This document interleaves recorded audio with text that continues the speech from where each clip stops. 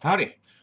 Today we're continuing our series of Fundamental Chemistry 1, our series of labs. Today's lab is on acid-base titrations. And we'll be specifically looking at vinegar, and we'll be titrating that, but it's got a lot of terms in it. We need to go ahead and pick up some of these terms. So playing around with these terms, we'll start with our idea of an acid and a base.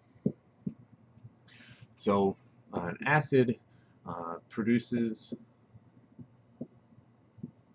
H plus, or a proton, in water, while a base produces hydroxide, OH minus. Now H plus doesn't really exist in water. It's really hydronium, but we'll use those interchangeably just for ease.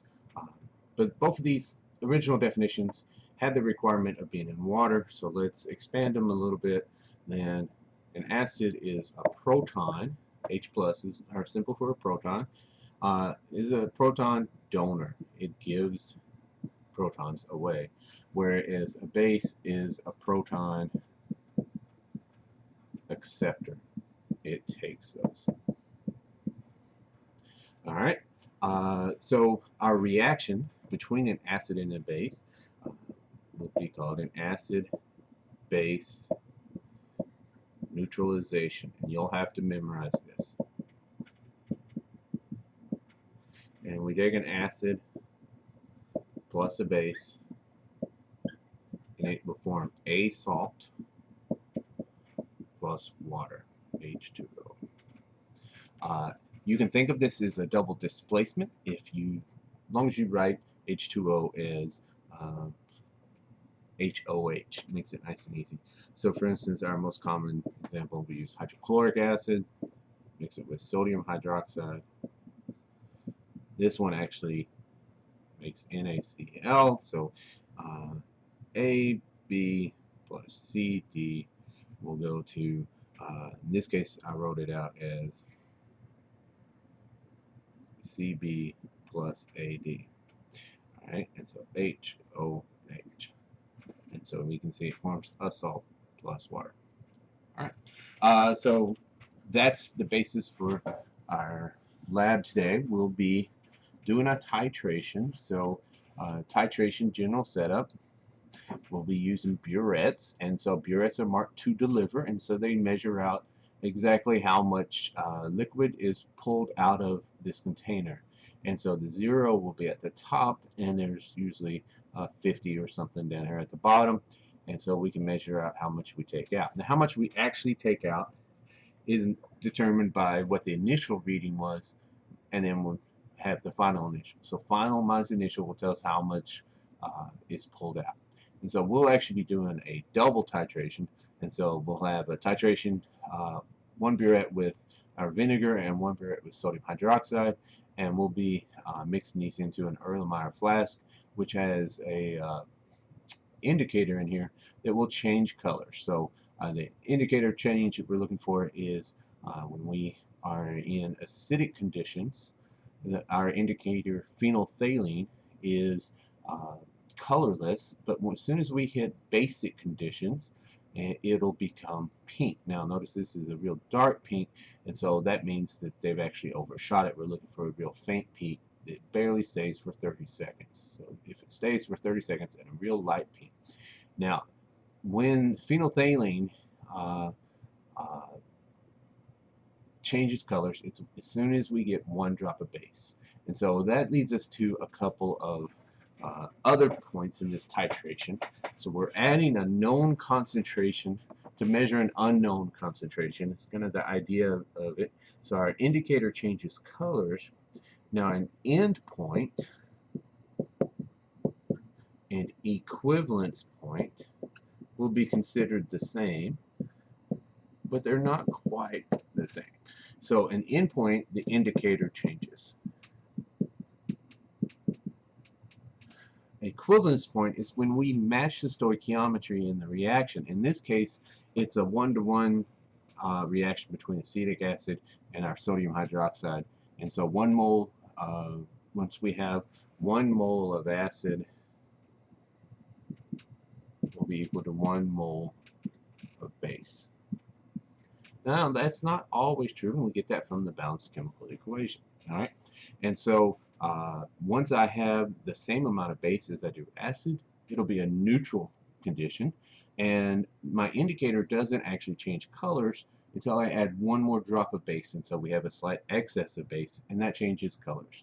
So we'll be off by the endpoint and the equivalent point by 1 drop. Not a problem. It's best we can do with this indicator. All right, and so we'll hit a bunch of these definitions in this lab.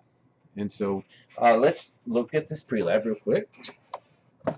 So I'm going to pop open the pre-lab. It asked me about equivalence point, acid-base indicator, what indicators used. All that's contained on the next page, so you'll do your reading. It's phenolphthalein, all right? Safety concern with phenolphthalein. It is the active ingredient in X-lax, so it can lead to the messiest death in lab. What color changes? We talked about a faint pink that stays. How will you know when the equivalence point has been reached? At faint pink, we'll assume that the endpoint is the same. Okay. What are the steps in rinsing a burette and filling a burette? You can get that from the procedure. Okay. Just basic overview. You rinse it twice with deionized water, and then you're going to rinse it twice with whatever you're going to put in it. All right.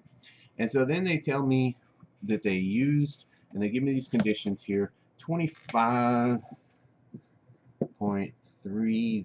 milliliters and of 0.500 molar NaOH, and they want they had 15.80 milliliters of vinegar,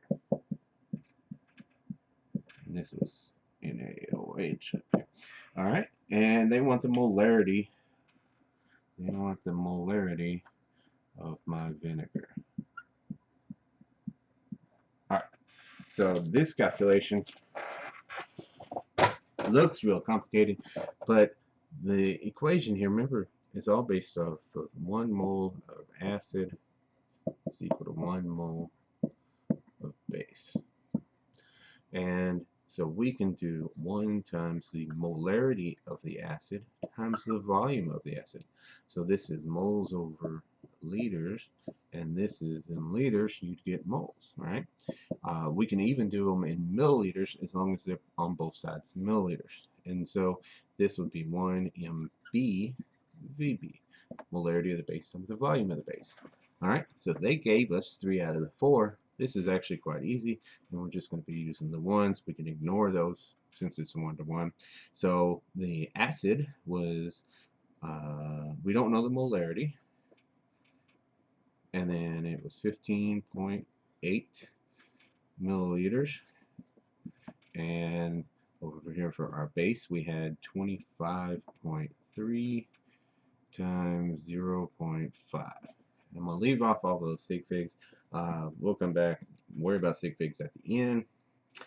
25.3 times 0.5 and then divide by 15.8.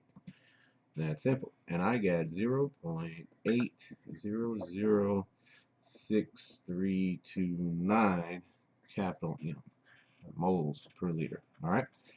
So just worry about sig figs. We had division going on here. So I had 4 sig figs, 4 sig figs, 3 sig figs. I want 3 in my answer.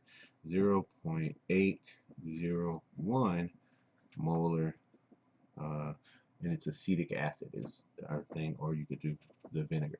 All right.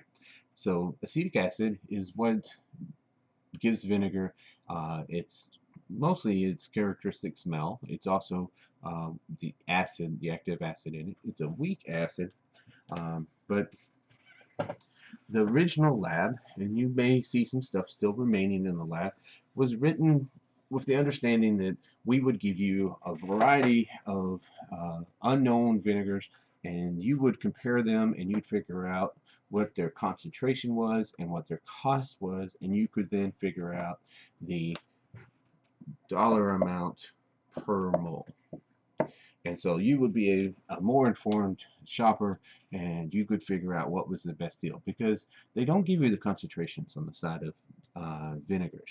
And so if you buy the name brand vinegar, or if you buy the store brand vinegar, and we had tested this out with a variety of other stores, they're not the same concentration, and then since they're at different costs, it depends on where you go and which one you buy to get the best deal. But what we quickly realized, first off, you'd have to sit around and wait on everybody else to finish so that you'd get all the data and you could compare and see what was the best deal. Or we also realized nobody really goes shopping based off of getting the best deal for their vinegar. If you like to go to Kroger's, you go to Kroger's. And if your recipe always calls for using so many uh, spoonfuls of vinegar when and you use the name brand vinegar all the time, or you always use this particular off-brand vinegar, then when you change the recipe, it changes the flavor a little bit.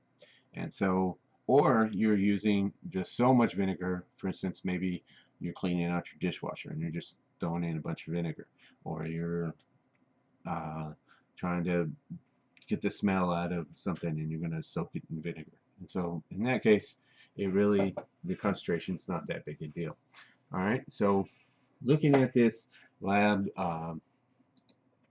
we'll be setting up like this titration, just like we have on these pictures I stole right off the internet. And so I'm going to go through this data and have, so I'll give you a new set of data, but I'm going to go through and do an example where I have the initial and the final readings, and I assume that we got to a little fainter than this. So this coloration of pink that stuck around after I swirled it for 30 seconds, it was still there. And I had the initial and final reading of the sodium hydroxide, along with I had the concentration of the sodium hydroxide. And this will allow me to figure out what the concentration of this vinegar is. All right, so as long as I measure how much vinegar I put in and I measure how much sodium hydroxide, if I know one of these concentrations, I can calculate the other. All right, so this one, here's my example data.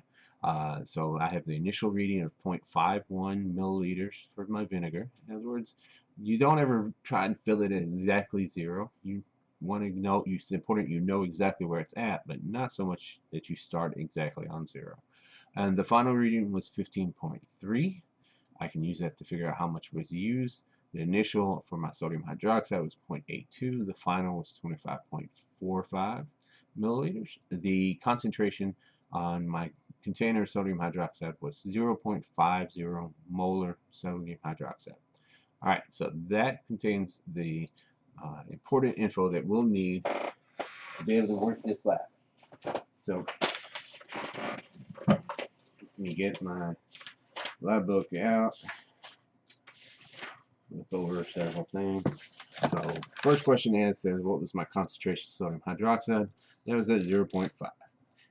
Then it had my initial vinegar, my vinegar used. Now VA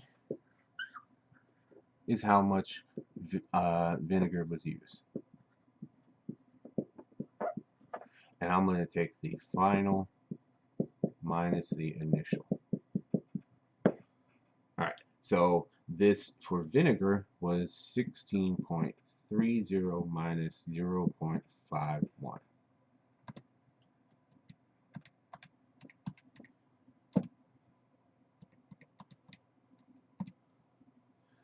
15.79 milliliters used. And then I'm going to figure out the same idea for my base, my sodium hydroxide. So the final minus the initial, so the final was 25.45 milliliters, and I'll subtract 0.82 milliliters, and 25.45 minus 0.82 milliliters, I'll get 24.63 milliliters used. So I've got VA, I got VB, I also have MB with 0.50 moles per liter. So now all I had to do is calculate out my MA. So it's 1 MAVA equals 1 MBVB. The ones came from my balanced chemical equation, which is given in the procedure. It's 1 to 1. So MA is what I'm after, and this will be 0.5 times 24.63 divided by 15.79.